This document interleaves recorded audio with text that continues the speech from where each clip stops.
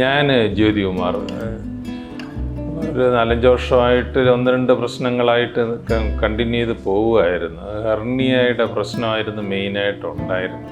പിന്നെ എൻ്റെ കൂടെ പ്രോസ്റ്റേറ്റിൻ്റെ പ്രോബ്ലം ഉണ്ടായിരുന്നു. അപ്പോൾ ഞാൻ അതിന് 1-2 കൺസൾട്ടേഷനൊക്കെ നടത്തിയിരുന്നു നേരത്തെ. സ്കാനിങ്ങും ഒക്കെ ചെയ്തായിരുന്നു. അപ്പോൾ എനിക്ക് കിട്ടിയ അഡ്വൈസ് എന്ന് പറഞ്ഞത് ഒരു ഓപ്പൺ സർജറി ആയിട്ട് ചെയ്തേ കറക്റ്റ് ചെയ്യാൻ പറ്റുള്ളൂ, കുറച്ച് കോംപ്ലിക്കേഷനൊക്കെ ഉണ്ട്. അപ്പോൾ എൻ്റെ കൂട്ടത്തിലുള്ള 1-2 പേര് ഫ്രണ്ട്സൊക്കെ ആ ഒരു സർജറിക്ക് പോയപ്പം അത് വാസ്തവം പറഞ്ഞാൽ ഫെയില്യൂർ എന്ന് പറയാൻ പറ്റില്ല, എന്നാലും അവരുടെ ഒരു ഫ്രീ മൂവ്മെൻറ്റ്, നമ്മുടെ ഈ ക്വാളിറ്റി ഓഫ് ലൈഫ് ഉണ്ടല്ലോ, അത് ശരിയാവാതെ വന്നു. എന്ന് വെച്ചാൽ നമുക്ക് ഇഷ്ടമുള്ളിടത്തോട്ടോ കുറച്ചൊക്കെ ഒന്ന് പോകാനായിട്ടുള്ള ഒരു ഫ്രീഡം ഇല്ലാണ്ട് വന്നു ആ സർജറി ചെയ്തതുകൊണ്ട്. അപ്പോൾ അതുകൊണ്ട് ഞാൻ പിന്നെ അത് കുറച്ച് കണ്ടിന്യൂ ചെയ്ത് വേറെ ചില മെഡിസിൻസൊക്കെ അല്ലാതെ കഴിച്ചു. 1-2 മെഡിക്കൽ അഡ്വൈസിൻ്റെ ബേസിൽ കഴിച്ചുകൊണ്ടൊക്കെ ഇരിക്കുകയായിരുന്നു. കൂടെ സ്കാൻ ചെയ്ത് നോക്കി അങ്ങനെയൊക്കെ ചെയ്തുകൊണ്ടിരിക്കുകയായിരുന്നു. അപ്പോഴാണ് ഇടയ്ക്ക് ഒരു ചെസ്റ്റ് പെയിൻ പോലെയും അബ്ഡോമിനൽ പെയിൻ പോലെയൊക്കെ വന്നു. അപ്പോൾ SK ഹോസ്പിറ്റലിൽ ചെല്ലുന്നത്. SK ഹോസ്പിറ്റലിൽ ചെല്ലുമ്പോൾ വാസ്തവം പറഞ്ഞാൽ വളരെ വല്ലാത്തൊരു ബുദ്ധിമുട്ടിലാണ്. സിവിയറായിട്ടുള്ള ചെസ്റ്റ് പെയിൻ, സിവിയറായിട്ടുള്ള അബ്ഡോമിൻ്റെ മുകളിൽ ഭയങ്കര പെയിൻ, എന്നുവെച്ചാൽ നമുക്ക് സഹിക്കാനൊക്കാത്ത രീതിയിലുള്ള പെയിൻ. എണീറ്റ് നിൽക്കാൻ വയ്യ, ഇരിക്കാൻ വയ്യ, കിടക്കാൻ വയ്യ, ആകെ ഒരു വൊമിറ്റിംഗ് സെൻസേഷൻ. വൊമിറ്റ് ചെയ്യുമ്പോൾ ഒരു ബ്ലഡിൻ്റെ രീതിയിലുള്ള കുറച്ച് ഇതൊക്കെയാണ് അതിൽ വരുന്നതൊക്കെ, എന്നാൽ ഒട്ട് വൊമിറ്റ് ചെയ്യേണ്ടതുമില്ല. അപ്പോൾ വരുമ്പം നമുക്ക് ആ കളറും ആ ഒരു അസ്വസ്ഥതയൊക്കെ കൂടെ ആകെ കൊണ്ട് ബുദ്ധിമുട്ടായിരുന്നു. അപ്പോൾ അവിടെ കാഷ്വാലിറ്റിയിൽ അവർ നേരെയൊക്കെ നോക്കി. പിന്നെ ആദ്യം ചെസ്റ്റിൻ്റെ പ്രശ്നമല്ല ആണോ എന്ന് നോക്കി ECG ഒക്കെ എടുത്തു. പക്ഷെ അങ്ങനെയുള്ളതിലൊന്നും വേറെ പ്രോബ്ലം ഒന്നും കണ്ടില്ല. പിന്നീടാണ് ബൈജു സാറ് വരുന്നത്. അപ്പോൾ ബൈജു സാറ് വന്നപ്പോഴത്തേക്ക് പുള്ളി ആ ഒരു ചെറിയ ഒരു ചെക്കപ്പിൽ തന്നെ പുള്ളിക്ക് അത് മനസ്സിലായി എന്താ കോംപ്ലിക്കേഷൻ എന്നുള്ളത്. അവന് അദ്ദേഹം അത് ഒരു ട്യൂബൊക്കെ ഇട്ട് അപ്പോൾ തന്നെ ഈ ഫ്ലൂയിഡ് കുറേ അങ്ങ് മാറ്റി. അപ്പോൾ തന്നെ എനിക്ക് ഭയങ്കരമായ റിലീഫ് വന്നു. എന്നിട്ട് അദ്ദേഹം പറഞ്ഞത് നമുക്കത് ഒരു കീ ഹോൾ സർജറിയിലൂടെ കറക്റ്റ് ചെയ്യാം, കുഴപ്പമൊന്നുമില്ല, അത് ഇന്ന് തന്നെ ചെയ്യാമെന്ന് പറഞ്ഞു. അപ്പോൾ തന്നെ എനിക്കൊരു 75% ആശ്വാസമായി. പിന്നെ സാറത് രാത്രി ഒരു 11:30 മണിയായി ഇതിൻ്റെ സർജറി.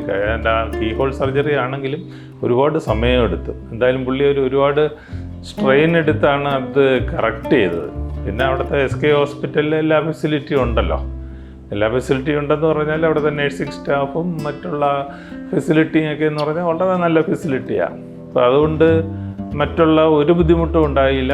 ICU യൂണിറ്റിൽ കിടക്കുമ്പോഴും നമുക്ക് ആ സ്റ്റാഫൊക്കെ വളരെ ഹെൽപ്ഫുള്ളായിരുന്നു, വളരെ നല്ലവരാണ്. മറ്റേ കൂടെയുള്ള ഡോക്ടേഴ്സൊക്കെ എന്ന് പറഞ്ഞാൽ അവർ ബൈജു സാറിൻ്റെ അസിസ്റ്റൻസൊക്കെ ഉള്ള അസിസ്റ്റൻസ് 1-2 ലേഡി ഡോക്ടേഴ്സ്, 1-2 ചെറിയ ജൂനിയറായിട്ടുള്ള ഇതും സീനിയറായിട്ടുള്ളവരും ഉണ്ടായിരുന്നു ബൈജു സാറിൻ്റെ അസിസ്റ്റൻസ്. അവരൊക്കെ എന്ന് പറഞ്ഞാൽ എന്തെന്ന് പറഞ്ഞാൽ ആ സെക്കൻഡിൽ അവർ ഒന്ന് സപ്പോർട്ട് ചെയ്യുകയും അതിന് വേണ്ടുന്ന എല്ലാ ഹെൽപ്പും ചെയ്തു തരുന്നു. അപ്പോൾ അതുകൊണ്ട് വാസ്തവം പറഞ്ഞാൽ ഒരു ടെൻഷനും ഇല്ലാതെയാണ് ഞാൻ ആ സർജറി കഴിഞ്ഞ് തിരിച്ചു വന്നത്. അപ്പോൾ അതിൻ്റേതായ വേറെ ഒരു കോംപ്ലിക്കേഷനും ഇല്ല. കാരണം നേരത്തെ ഞാൻ 1-2 സീനിയർ ഡോക്ടേഴ്സിനെയാണ് ആക്ച്വലി കണ്ടതും അവരുടെ മെഡിസിൻ കഴിച്ചുകൊണ്ടിരുന്നത്. പക്ഷേ അവർ പറഞ്ഞ രീതിയിലുള്ള സർജറിക്ക്, ഓപ്പണായിട്ടുള്ള സർജറിക്ക് പോയിരുന്നെങ്കിൽ എന്ത് സംഭവിക്കുമായിരുന്നു എന്നുള്ളത് എനിക്ക് പറയാൻ പറ്റില്ല. കാര്യം അങ്ങനെ പോയ 2 പേരുടെ കേസിലും ഫെയില്യൂർ എന്ന് ഞാൻ പറയില്ല, പക്ഷേ അവരുടെ ഫ്രീ മൂവ്മെൻറ്റ്, നമുക്ക് എന്തായാലും ലൈഫിലൊരു ക്വാളിറ്റി ഓഫ് ലൈഫല്ലേ, നമ്മളൊരു പർട്ടിക്കുലർ ഏജ് വരെ നമുക്ക്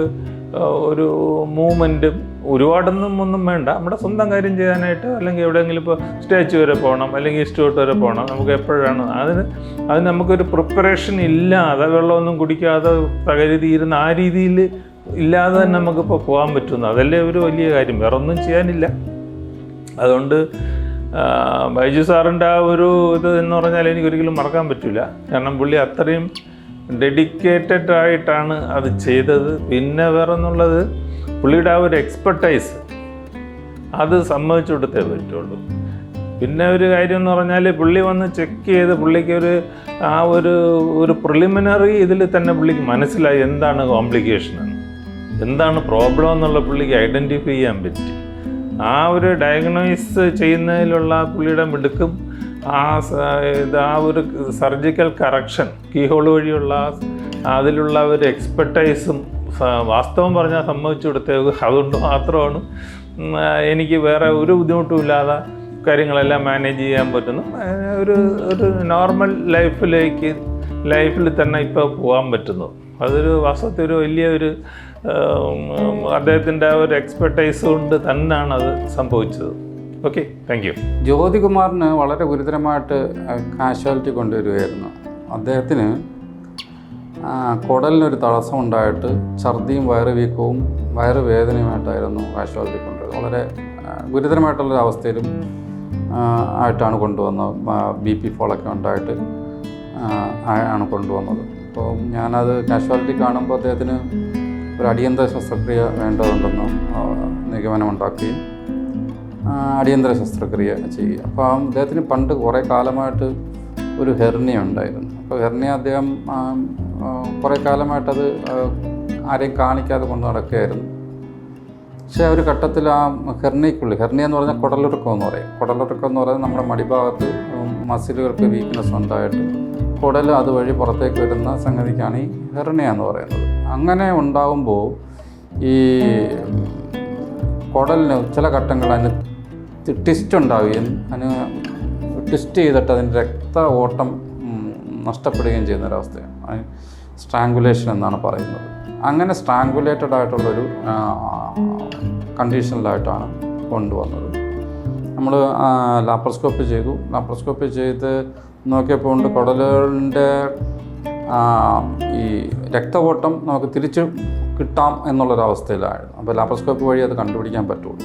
അല്ലെങ്കിൽ കംപ്ലീറ്റ് ആയിട്ട് വയറ് തുറന്നിട്ട് പക്ഷേ അദ്ദേഹത്തിൻ്റെ ഒരു പ്രത്യേകത എന്ന് പറഞ്ഞാൽ കുറേ അധികം കാലം ഇത് നിലനിന്നായിരുന്നുകൊണ്ട് അവിടെ വളരെയധികം ടിഷ്യൂസ് വന്ന് മൂടി അവിടെ വളരെയധികം ഒരു സങ്കീർണത ഉണ്ടായി.